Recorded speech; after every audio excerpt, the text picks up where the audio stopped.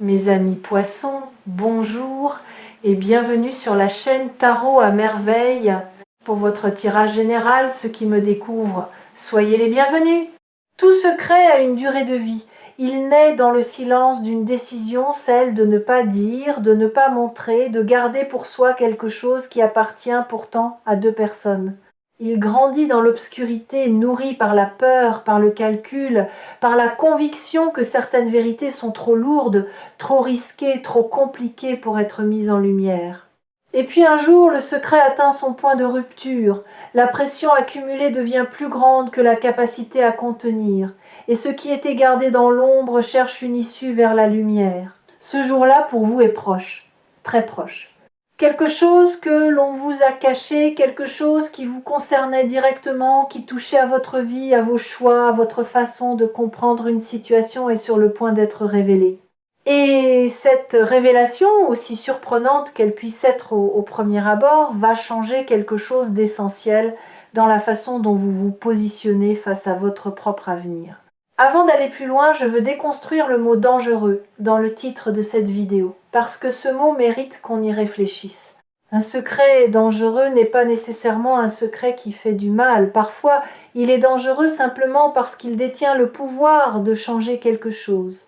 Parce qu'une fois dit, il ne peut pas être décent, parce qu'il va modifier une dynamique, redistribuer les rôles, transformer ce qu'on croyait savoir. Ce type de secret-là, le secret qui est dangereux parce qu'il est puissant, parce qu'il porte une vérité trop grande pour rester éternellement contenu, c'est précisément de celui-là que je parle. Un secret qui, dans les mains de la bonne personne, au bon moment, peut ouvrir quelque chose d'extraordinaire. Et ce bon moment, pour vous, c'est maintenant.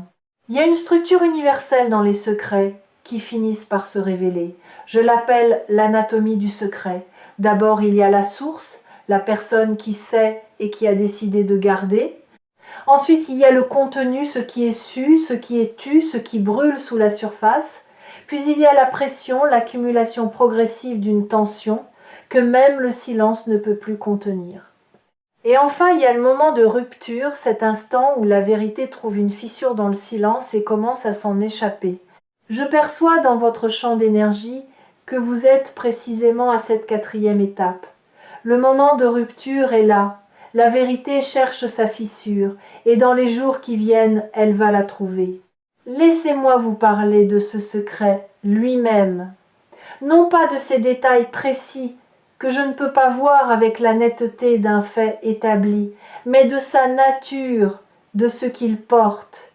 Ce que je perçois, c'est quelque chose qui concerne une situation que vous avez vécue, que vous vivez peut-être encore et dans laquelle vous n'aviez pas toutes les informations. Vous fonctionniez avec une compréhension incomplète, avec un puzzle auquel il manquait des pièces cruciales.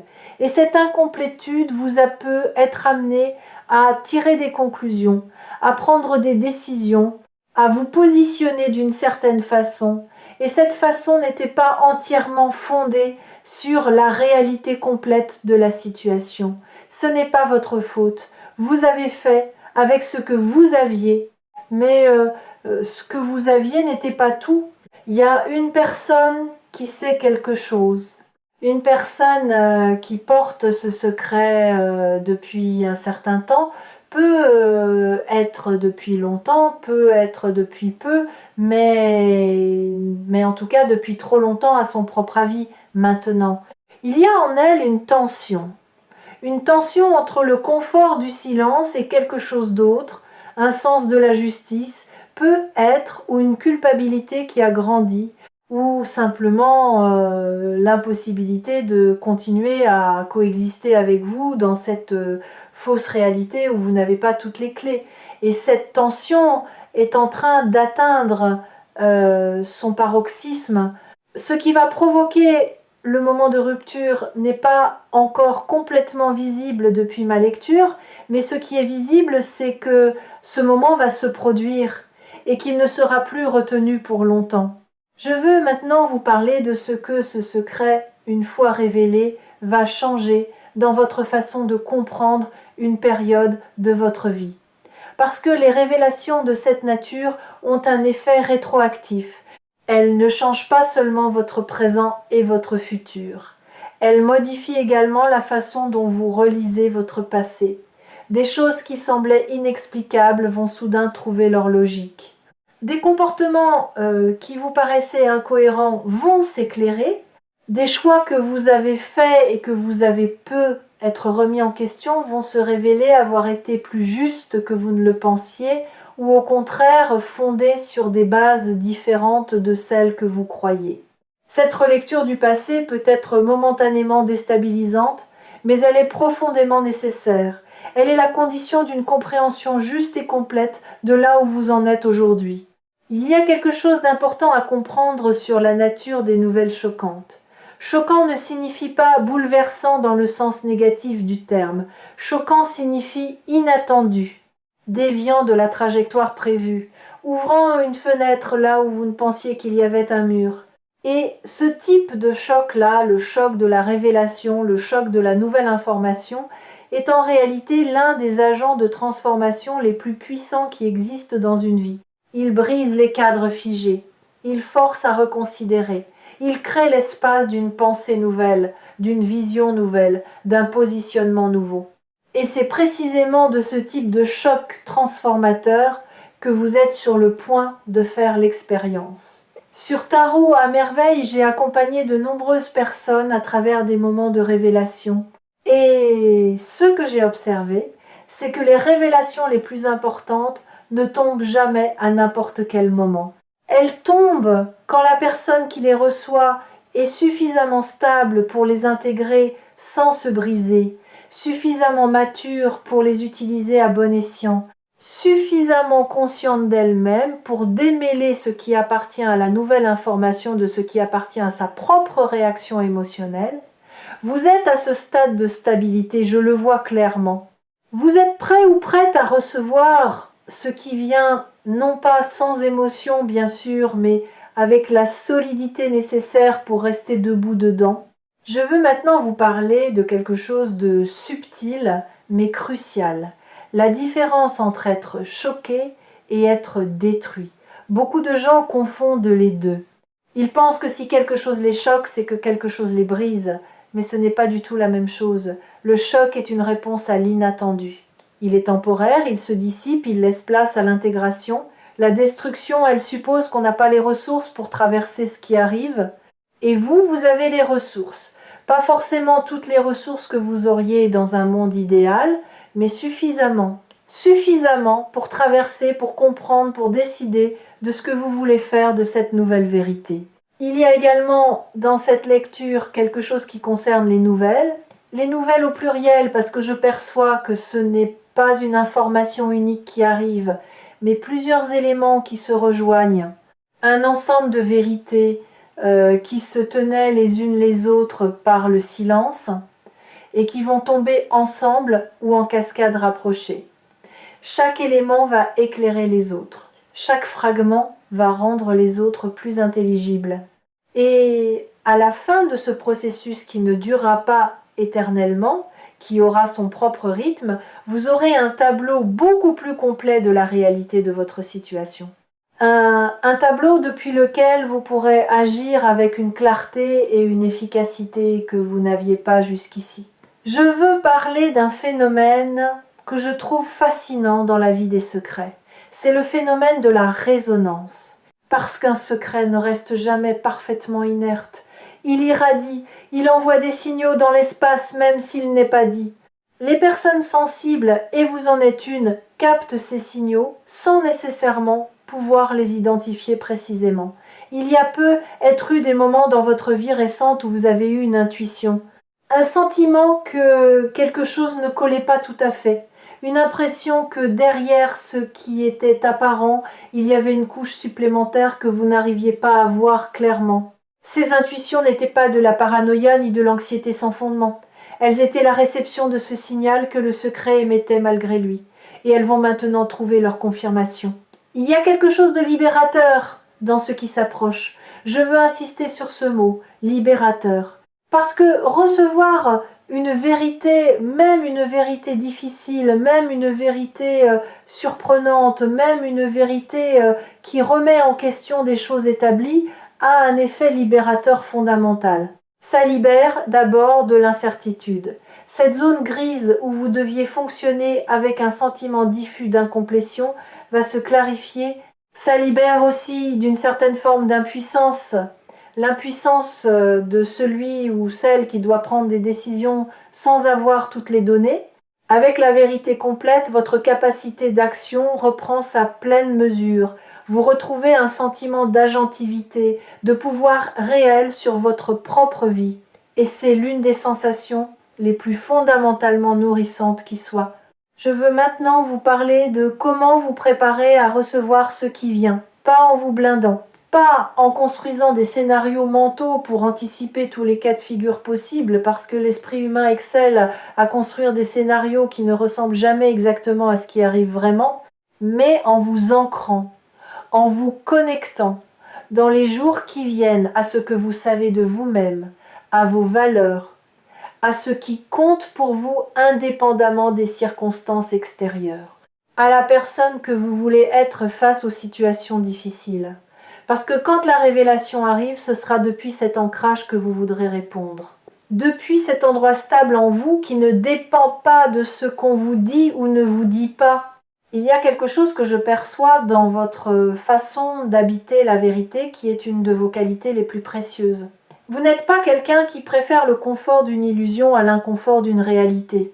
Vous avez une relation fondamentalement honnête avec la vérité, même quand elle est complexe, même quand elle demande quelque chose de vous, même quand elle remet en question des choses sur lesquelles vous vous étiez appuyé.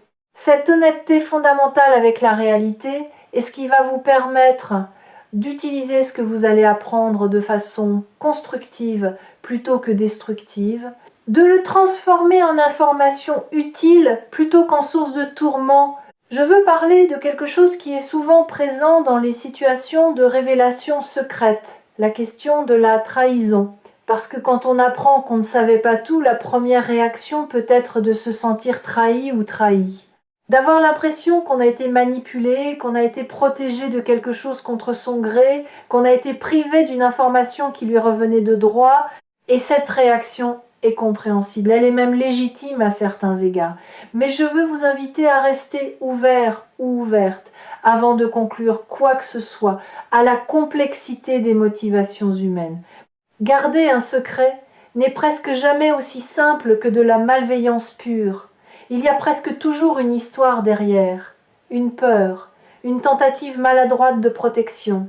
Un calcul fait dans des circonstances qu'on ne peut pas juger sans les avoir comprises. Ce n'est pas une invitation à excuser l'inexcusable, c'est une invitation à comprendre avant de condamner. Il y a dans votre champ d'énergie quelque chose qui ressemble à une clarté à venir. Pas la clarté qui efface tout dans la blancheur aveuglante de la certitude, mais la clarté du matin après une nuit confuse, celle qui révèle les contours des choses avec une précision nouvelle, qui donne aux objets et aux situations leur forme réelle plutôt que les formes déformées que l'obscurité leur prêtait. Cette clarté-là qui arrive avec la révélation va vous permettre de voir votre situation telle qu'elle est vraiment. Et depuis cette vision juste, vous allez pouvoir prendre des décisions qui vous ressemblent vraiment. Des décisions alignées avec qui vous êtes profondément, et non plus avec qui vous pensiez devoir être dans une situation que vous ne compreniez pas entièrement. Il y a une beauté étrange dans les secrets qui se révèlent enfin, parce qu'ils contiennent toujours, en plus de leur contenu propre, une invitation implicite. Une invitation à grandir dans la complexité de la réalité, à accepter que les situations humaines sont rarement aussi simples qu'elles paraissent, que les gens portent des choses qu'on ne voit pas, que derrière les façades les plus lisses se cachent parfois des tensions, des conflits, des vérités non dites, que même les plus proches ignorent. Et traverser une révélation avec cette ouverture, avec cette capacité à accueillir la complexité sans la rejeter, vous grandit, vous approfondit, vous rend plus capable de naviguer la réalité telle qu'elle est, dans toute son épaisseur. Il y a quelque chose que je veux aborder maintenant et qui me semble fondamental pour la suite. Ce que vous allez apprendre va peut-être vous demander de reconsidérer certaines choses. peut être certaines décisions, peut être certaines positions, peut être certaines relations. Et cette reconsidération, bien qu'elle puisse être inconfortable, est en réalité un cadeau. Parce que reconsidérer n'est pas une faiblesse, c'est la marque de quelqu'un qui place la vérité au-dessus de la cohérence de façade, qui préfère être juste que d'avoir raison, qui est suffisamment solide dans son identité pour changer d'avis quand les faits le demandent, sans que ce changement d'avis menace qui, il ou elle, est fondamentalement. Je veux maintenant vous parler de quelque chose que j'appelle l'effet domino de la vérité, parce qu'une révélation ne reste jamais seule, elle en appelle d'autres. Une fois qu'une première vérité est posée dans l'espace entre deux personnes, quelque chose change dans la nature de cet espace. Le silence n'a plus la même qualité, les conventions n'ont plus la même force. Un espace de franchise a été créé, et dans cet espace, d'autres vérités moins dramatiques peuvent être, mais tout aussi importantes, trouvent plus facilement leur chemin. Ce que les prochaines semaines vont apporter n'est donc pas seulement la révélation centrale, le secret dangereux du titre, c'est aussi une ouverture plus large à l'authenticité dans certaines de vos relations, un approfondissement progressif de la communication, une capacité accrue à exister dans la vérité avec les personnes qui comptent pour vous. Je perçois autour de vous quelque chose qui prend la forme d'un soutien invisible, pas nécessairement visible dans les relations immédiates ou dans les circonstances concrètes, mais une énergie de soutien qui est là, qui veille, qui vous accompagne dans ce passage. Certains l'appellent providence, d'autres intuitions profondes, d'autres encore la sagesse accumulée de tout ce qu'ils ont traversé, peu importe le nom qu'on lui donne. Ce qui compte, c'est qu'elle est là, qu'elle est réelle, et qu'elle va vous aider à traverser ce moment de révélation, non pas comme quelqu'un qui subit, mais comme quelqu'un qui comprend, qui intègre et qui avance. Je veux vous parler maintenant de la façon dont vous allez gérer la période qui suit immédiatement la révélation. Parce qu'il y a souvent, dans ce moment-là, une tentation de réagir vite, de décider, de conclure, de se positionner clairement et immédiatement pour reprendre le contrôle d'une situation qui vient soudain de s'agrandir. Résister à cette tentation, pas indéfiniment, la décision finira par venir et elle sera juste, mais dans les premières heures et les premiers jours après la révélation, accordez-vous du temps, le temps de laisser l'information s'installer, le temps de laisser vos émotions traverser sans en tirer immédiatement des conclusions définitives, le temps de dormir dessus, comme on dit. Parce que les décisions prises depuis la clarté de l'intégration sont infiniment plus solides que celles prises depuis le choc de la nouveauté. Il y a quelque chose dans ce que vous êtes sur le point de vivre qui va définitivement modifier votre rapport à l'information dans les relations. Après avoir traversé cette révélation, vous allez peu être développé une attention plus fine au non-dit, une oreille plus sensible à ce qui n'est pas dit, à ce qui est esquivé, à ce qui est traité de façon détournée, alors qu'une conversation directe serait plus simple et plus honnête. Et cette sensibilité accrue, loin d'être une source de méfiance ou de paranoïa, va devenir l'un de vos atouts relationnels les plus précieux. Parce que vous allez savoir, avec plus de précision qu'avant, quand quelque chose mérite d'être questionné, quand creuser est nécessaire, quand la surface ne raconte pas toute l'histoire. La chaîne Tarot à merveille vous accompagne depuis un moment dans la lecture de ces énergies. Et quelque chose que j'ai toujours voulu vous transmettre, c'est cette conviction fondamentale. Les révélations, aussi surprenantes soient-elles, appartiennent à ceux qui les reçoivent. Vous n'êtes pas la victime d'un secret révélé. Vous êtes la personne à qui la vérité revient de droit. Et avec cette vérité, vous allez construire quelque chose de plus solide, de plus réel, de plus aligné que ce qui existait avant. Parce que c'est toujours ce que fait la vérité pour ceux qui ont le courage de la recevoir et la sagesse de l'utiliser bien. Je veux terminer cette lecture avec quelque chose de concret que vous pouvez faire dès aujourd'hui, avant même que la révélation n'arrive. Prenez un moment de silence, un moment de vraie immobilité, et demandez-vous, qu'est-ce que je sais déjà dans mes tripes, dans mon intuition la plus profonde sur ce qui peut être caché dans ma situation actuelle, pas pour vous angoisser, pas pour construire des scénarios catastrophes, mais pour reconnaître ce que votre corps et votre intuition ont peut être déjà perçu et que votre mind rationnel n'a pas encore intégré. Parce que cette voix intérieure, cette partie de vous qui capte les signaux subtils, qui ressent les tensions sous la surface, qui sait quand quelque chose n'est pas entièrement dit, mérite d'être entendu. Et ce qu'elle vous dit, elle vous le dit depuis longtemps, patiemment, en attendant que vous soyez prêt ou prête à l'écouter vraiment. Ce que les prochains jours apportent est réel. Ce qui va être révélé change quelque chose. Et vous êtes suffisamment fort ou forte, suffisamment sage, suffisamment ancré ou ancré dans qui vous êtes, pour traverser cela et en ressortir plus complet ou complète qu'avant. Non pas brisé ou brisé, non pas défait ou défaite, mais grandi ou grandi, avec une compréhension plus juste de votre réalité, avec une capacité accrue à naviguer la complexité humaine. Et avec cette qualité particulière qui appartient aux personnes qui ont regardé la vérité en face même quand elle était difficile et qui ont choisi d'en faire quelque chose de beau,